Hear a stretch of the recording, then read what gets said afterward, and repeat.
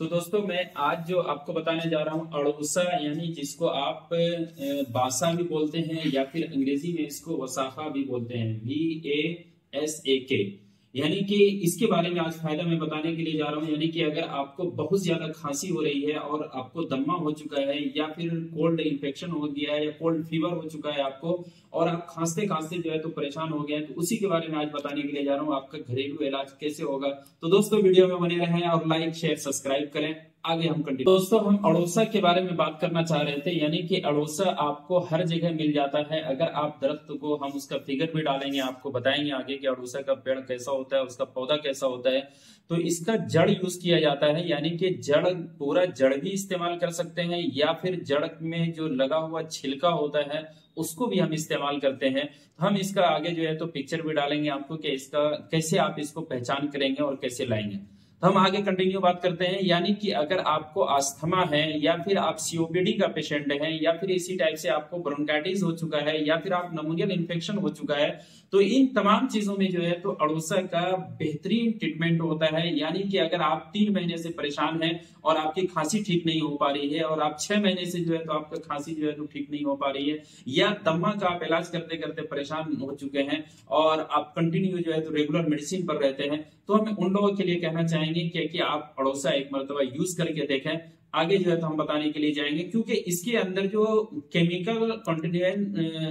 Chemical constituent जो पाए जाते हैं, यानी कि अल्कलॉइड्स पाए जाते हैं, टेनिन्स पाए जाते हैं और सेपोनिन्स पाए जाते हैं, इसी टाइप से फेनोलिक्स पाए जाते हैं और इसी टाइप से जो है तो बहुत सारे और भी वेरिएंट इसके अंदर जो है तो केमिकल के पाए जाते हैं। ये तमाम चीजें जाकर के ब्रोंकोडायलेटर का काम करता है।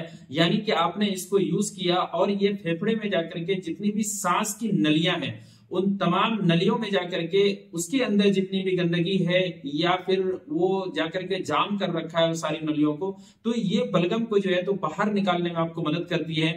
या फिर आपको जो ब्रोंकी जो होता है वो जाकर के बहुत ज्यादा जो है तो जाम हो चुका है, तो वहां से भी बलगम को बाहर करके जो है तो ये आपको काफी आराम देता है।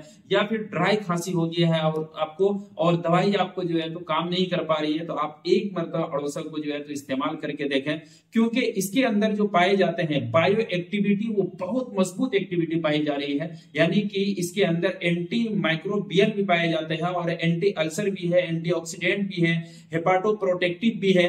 यानी कि ये तमाम चीजें जो है तो आपको बहुत ज्यादा जाकर के इफेक्ट करती है, तभी जाकर के ये आजमा या अस्थमा पर काम करता है। तो दोस्तों हम बताने के लिए जा रहे हैं कि इसका इस्तेमाल कैसे करेंगे, तो जरा गौर से देखें और बने रहें वीडियो में। चलिए हम इसके बारे में बात करते हैं। यानी कि आप अड़ोसा का जड़ लाएं या फिर उस जड़ का छाल का इस्तेमाल करें। अगर आप पत्ते का इस्तेमाल भी कर सकते हैं अड़ोसा का। अगर पत्ते या जड़ का सफूफ बना रहे हैं तो आपको 2 से 3 ग्राम आपको सुबह शाम लेना है, और अगर आप जोशांदा का इस्तेमाल कर रहे हैं तो 5 से 10 ग्राम इस्तेमाल करेंगे। यानी कि अगर आप बच्चों को दे रहे हैं तो 5 ग्राम ही देंगे।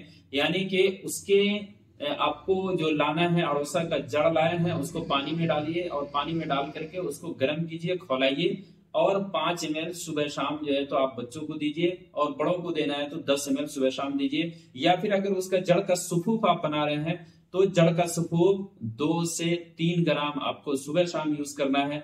और अगर छोटा चाय के चम्मच से या बड़ा चाय के चम्मच से अगर इसका जोशांदा बना करके 125 मिलीग्राम भी आप यूज कर सकते हैं बड़े के लिए।